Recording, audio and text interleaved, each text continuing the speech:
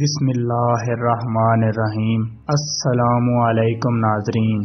محبوب سبحانی قطب یزدانی شیخ عبدالقادر جیلانی رحمۃ اللہ علیہ فرماتے ہیں کہ جب میں علم دین حاصل کرنے کے لیے ایک قافلے کے ساتھ بغداد شریف کو گیا تو جب ہمدان پہنچے تو راستے میں 60 ڈاکوؤں کو قافلے نے لوٹ لیا۔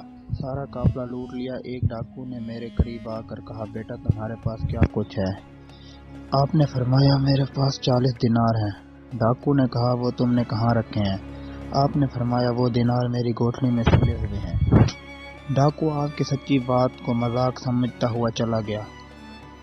پھر دوسرا ڈاکو آیا، اس نے آپ سے ایسے ہی سوال کیا۔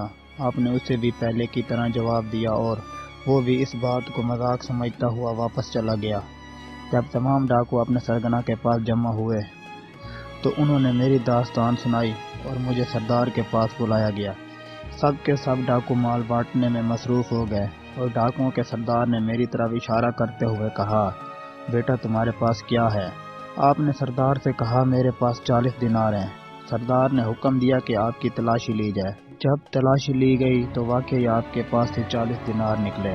آپ کی راست بازی دیکھ کر سردار نے حیرانی میں ڈوب کر آپ سے سوال کیا کہ بیٹا تمہیں سچ بات کہنے پر کس چیز نے آمادہ کیا؟ آپ نے جواب دیتے ہوئے فرمایا کہ میری والدہ ماجدہ نے نصیحت فرمائی تھی کہ بیٹا ہمیشہ سچ بولنا، اور میں نے والدہ ماجدہ سے اسی بات کا وعدہ کیا تھا۔ سردار نے آنسو بہاتے ہوئے کہا، یہ بچہ اپنی والدہ سے کیے ہوئے وعدے سے منحرف نہیں ہوا، اور میں نے تمام عمر اپنے اللہ تعالیٰ سے کیے ہوئے وعدے کی خلاف ورزی کی۔ اس وقت ڈاکوؤں کا سردار اپنے 60 ڈاکوؤں سمیت آپ کے دست حق پر طائب ہو کر حلقہ اسلام میں داخل ہو گیا اور لوٹا ہوا مال بھی سب کو واپس کر دیا۔